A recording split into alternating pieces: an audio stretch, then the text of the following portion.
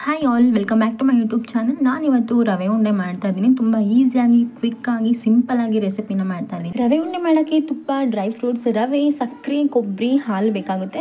ಒಂದು ಬಾಣಲಿಗೆ 2 table spoon ಅಷ್ಟು ತುಪ್ಪ ಹಾಕ್ಕೊಂಡು ಡ್ರೈ ಫ್ರೂಟ್ಸ್ನ ರೋಸ್ಟ್ ಮಾಡ್ಕೊಬೇಕು. ಮನೇಲಿ ಬಾದಾಮಿ ಮಾತ್ರ ಇತ್ತು, ನೀವು ಗೋಡಂಬಿ, ದ್ರಾಕ್ಷಿ ಕೂಡ ಆ್ಯಡ್ ಮಾಡ್ಕೋಬೋದು. ಕೊಬ್ಬರಿನ ಇಷ್ಟಪಡೋರು ನೀವು 2 ಕಪ್ ಅಷ್ಟಾದ್ರೂ ಬೇಕಾದ್ರೂ ಹಾಕೋಬೋದು. ಬಟ್ ನಾನಿವಾಗ ಇಲ್ಲಿ 1 ಕಪ್ ಅಷ್ಟು ಮಾತ್ರ ತೊಗೊತಾ ಇದ್ದೀನಿ.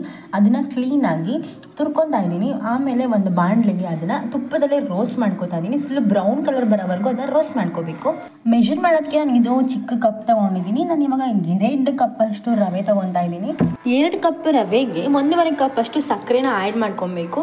ಸ್ವೀಟ್ ಜಾಸ್ತಿ ಇಷ್ಟ ಪಡದೇ ಇರೋರು 1 ಕಪ್ ಸಕ್ಕರೆ ಕೂಡ ಆ್ಯಡ್ ಮಾಡಿಕೊಂಡ್ರು ಚೆನ್ನಾಗೇ ಇರುತ್ತೆ.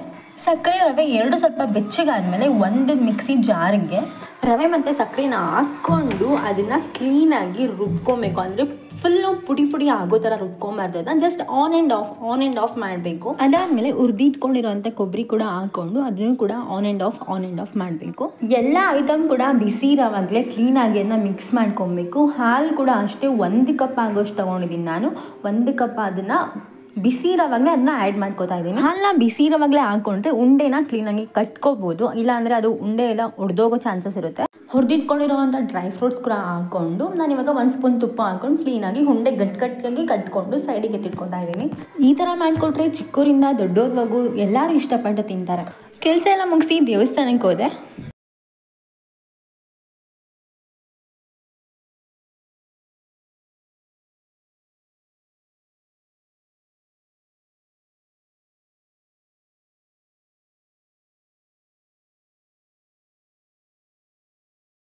ಇವತ್ತು ಅಮಾವಾಸ್ಯೆ ಆಗಿರೋದ್ರಿಂದ ದೇವಸ್ಥಾನಕ್ಕೆ ಹೋಗಿ ಪೂಜೆ ಎಲ್ಲ ಮುಗಿಸ್ಕೊಂಡು ಮಾಡಿಟ್ಟಿರೋ ಅಂಥ ರವೆ ಉಂಡೆ ತಣ್ಣಗಾದ್ಮೇಲೆ ತಿನ್ನೋಣ ಅಂತ ತಗೊಂಡೆ. ನಾನು ತಗೊಂಡಿರೋ ಅಳತೆಲಿ ಏನಿಲ್ಲ ಅಂದರೂ 20ರಿಂದ 25 ಉಂಡೆವರೆಗೂ ಆದರೂ ಬರುತ್ತೆ.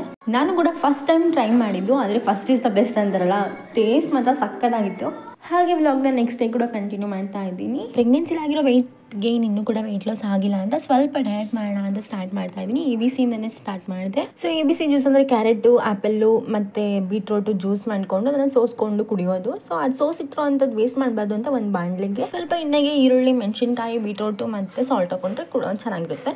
ಹಾಗೆ ತಿಂಡಿ ಕೂಡ ರೆಡಿ ಮಾಡ್ಕೋತಾ ಇದ್ದೀನಿ. ಒಂದು ಕುಕ್ಕರ್ಗೆ 3 ಸ್ಪೂನ್ ಆಗೋಷ್ಟು ಎಣ್ಣೆ ಹಾಕ್ಕೊಂಡು ಮತ್ತು ಪಲಾವ್ ಮಸಾಲ ಏನೇನಿರುತ್ತೆ ಅದೆಲ್ಲ ಸ್ಪೈಸಸ್ನ ಹಾಕೋಬೇಕು.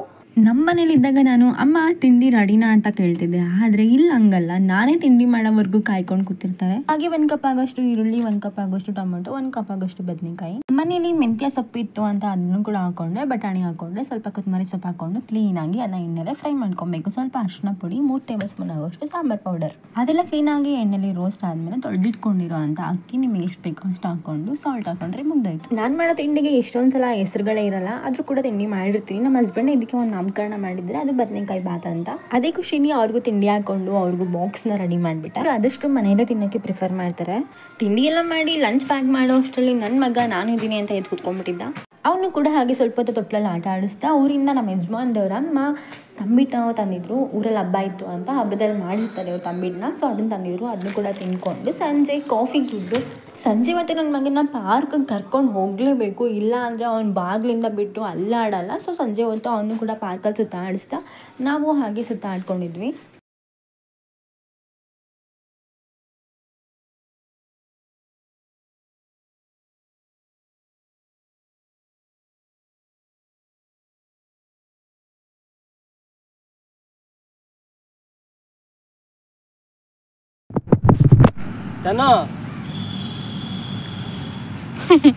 ಕೋಳಿ ಜುಟ್ಟು ಹಾಕೊಂಡು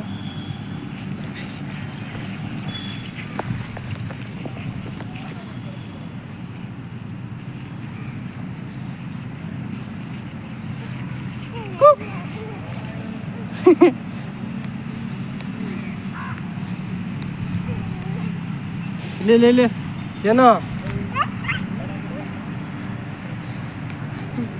ಸಕ್ಕತ್ತಾಗಿದೆ. ಮೈಸೂರಲ್ಲಿ ಮಾತ್ರ ಪಾರ್ಕ್ಗಳು ತುಂಬಾ ಚೆನ್ನಾಗಿರುತ್ತೆ. ಸೊ ಅಲ್ಲಿಂದ ಮನೆಗೆ ಬಂದು ಮುದ್ದೆ ಮಾಡಿ ಸ್ವಲ್ಪ ಬೆಂಡೆಕಾಯಿ ಫ್ರೈ ಮಾಡಿದ್ದೆ, ಸಾಂಬಾರಿತ್ತು, ಅದನ್ನೇ ಊಟ ಮಾಡಿ ಮಲ್ಕೊಂಡ್ವಿ.